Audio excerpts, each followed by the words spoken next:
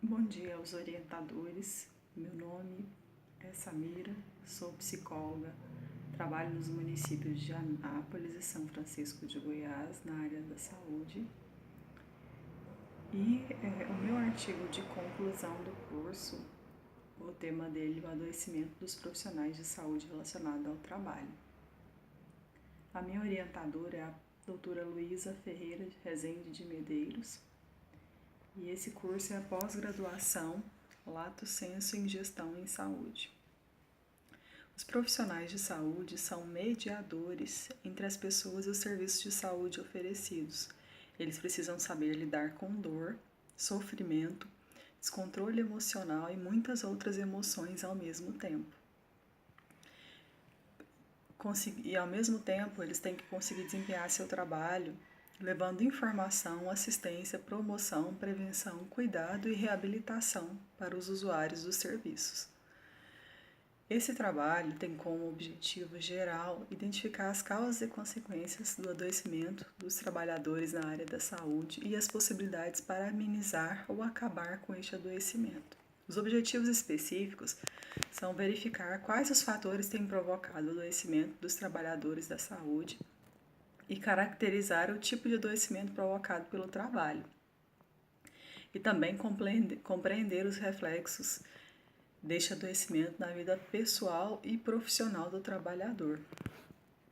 A metodologia utilizada para a construção desse artigo foi a pesquisa bibliográfica, que foi procurado artigos, teses, dissertações na base de dados Cielo, e feita a leitura criteriosa, e depois analisado as publicações que remetem os conteúdos, as causas e consequências dos adoecimentos dos trabalhadores relacionados ao trabalho, e também as possibilidades de amenizar ou acabar com este adoecimento.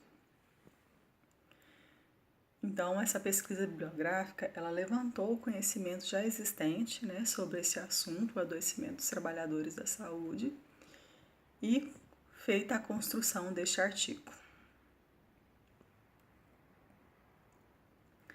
Um dos autores pesquisados diz que a questão de saúde não deve ser considerada como relacionada somente a fatores biológicos ou psíquicos individuais, podendo ser também influenciada por práticas sociais que podem estar presentes no sistema de trabalho.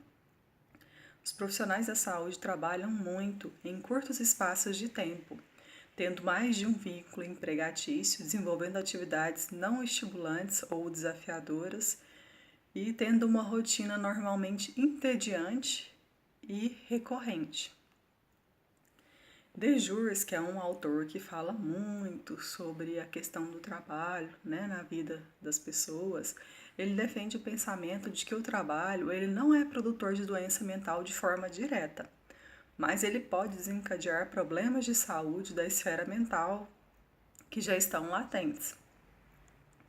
E esse mesmo autor, o Dejurs, ele ainda diz que a angústia começa quando a ligação homem-organização do trabalho está obstruída. No momento em que o trabalhador já exauriu suas faculdades intelectuais, psicoafetivas, de aprendizagem e de adaptação. Quando o trabalhador já esgotou todos os seus recursos que dispunha de saber e poder na organização do trabalho, e quando ele não pode mais mudar suas funções, as suas tarefas. Isto é, quando ele esgota todos os meios de defesa contra as exigências físicas do trabalho. Não são tanto as exigências mentais ou psíquicas do trabalho que fazem surgir o sofrimento. A certeza de que o nível atingido de insatisfação não pode mais diminuir marca o início do sofrimento da pessoa no trabalho.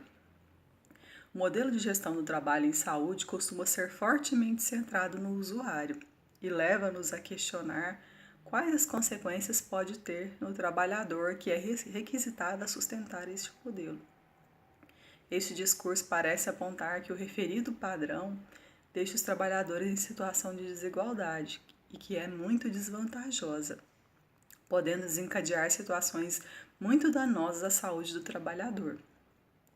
Portanto, na medida em que os serviços são voltados aos usuários, apontando-os como fiel balança do serviço executado,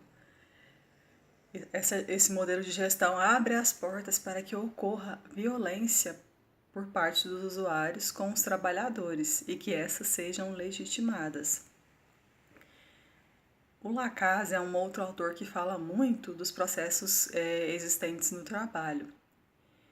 E ele fala que os fatores que apontam mal-estar no trabalho, eles geralmente estão ligados ao absenteísmo.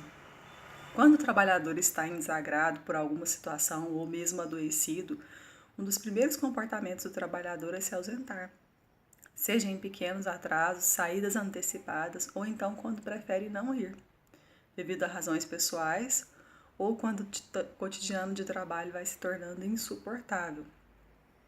Dois outros autores dizem que os indivíduos, no anseio de tentar excluir qualquer erro, eles se abarrotam de tarefas intelectuais e suspendem a carga afetiva das suas decisões. Então, eles estão sempre trabalhando muito, mas sem pensar sobre o que está fazendo.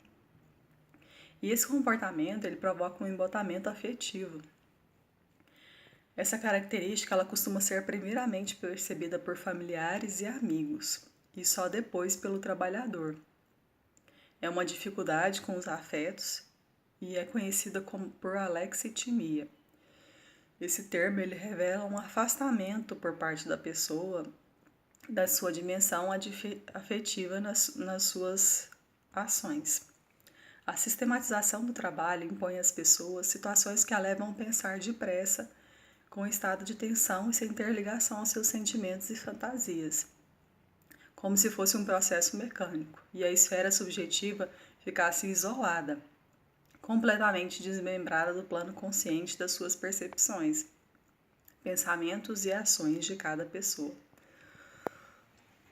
Embora o trabalhador seja a pessoa mais afetada diretamente, as doenças ocupacionais também afetam os familiares, os colegas de trabalho, os vizinhos, amigos e entre outras pessoas.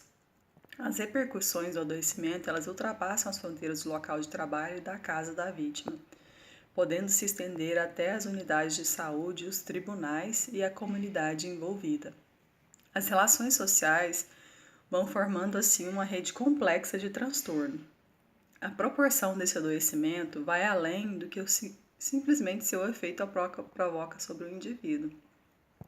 Entre as consequências da doença estão a perda da identidade profissional, o redimensionamento da vida cotidiana e econômica, o sentimento de inutilidade e invalidez, o isolamento social, a insegurança e o medo de perder o emprego.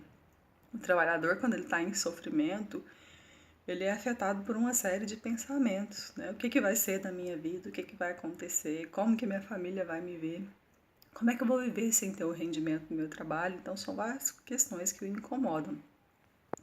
Além de todos esses fatores citados, o adoecimento laboral ainda pode provocar alterações na dinâmica conjugal, em casais em que pelo menos um dos dois estão sendo afetados por algum tipo de trauma. O relacionamento sofre alterações, sobretudo no que concerne a comunicação, né? Então, esse casal vai ficar com a comunicação prejudicada. As ações de prevenção devem contemplar tanto o indivíduo como seu ambiente de trabalho. E o ideal é que o indivíduo e o ambiente de trabalho seja trabalhado conjuntamente. Os trabalhadores precisam aprender a identificar as manifestações de estresse e as ocorrências laborais que sejam capazes de abalar a sua saúde mental. E também precisam saber como superar e desenvolver a resiliência diante dos fatores de incômodo. Outros dois autores, eles colocam que as circunstâncias adequadas no ambiente de trabalho seriam as que contemplassem o desenvolvimento do indivíduo, revezando exigências com períodos de repouso, numa relação dinâmica homem e ambiente. As atividades que abarcam alto grau de tensão, se consideradas como desafio ou oportunidade de crescimento, podem não ser captadas como estressantes. O amparo social envolvendo a socialização no ambiente laboral e também as ações de familiares e das comunidades desse trabalho atuariam como um fator protetor.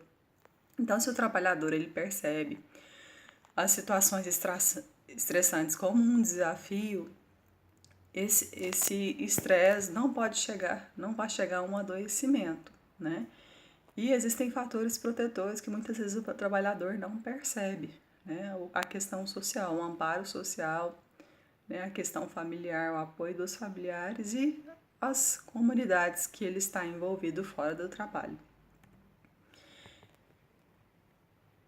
Martino, em 1992, ele diz que os projetos indicados a excluir ou diminuir o estresse devem concentrar-se no melhoramento da organização do trabalho, tendo capacidade para incluir melhorias no planejamento e conteúdo do trabalho, na instalação de metas de produção realistas, na melhor organização do tempo de trabalho e na melhor interação entre trabalhadores e máquinas ou novas tecnologias. E ainda dentro da prevenção no ambiente de trabalho, é importante falar da reestruturação produtiva na saúde. Ela é caracterizada pela integração de novas técnicas, alterações na gestão do trabalho, especialmente a externalização dos serviços e na relação entre a sistematização do trabalho e o padrão assistencial. Ela se atém aos aspectos macroestruturais que definem a mudança no campo do trabalho em saúde. Através dessa pesquisa bibliográfica, foi possível perceber que diversos fatores levam ao adoecimento do trabalhador na área da saúde.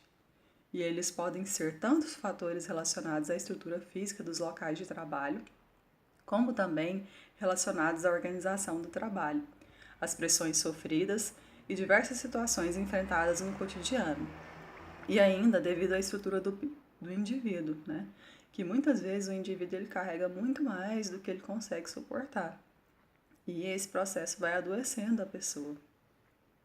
Esses adoecimentos são considerados como tentativas de adaptação, ou mesmo como uma defesa neurótica, em nosso entender, motivada pelo imperativo de uma lógica constituída na esfera do poder, seja burocrático, seja econômico, e esse imperativo do poder acaba por vitimizar o indivíduo.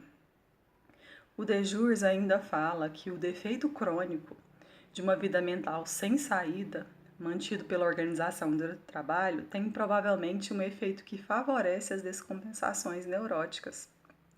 Então, se ele não vive bem, não está bem no trabalho, vai aparecer as descompensações neuróticas.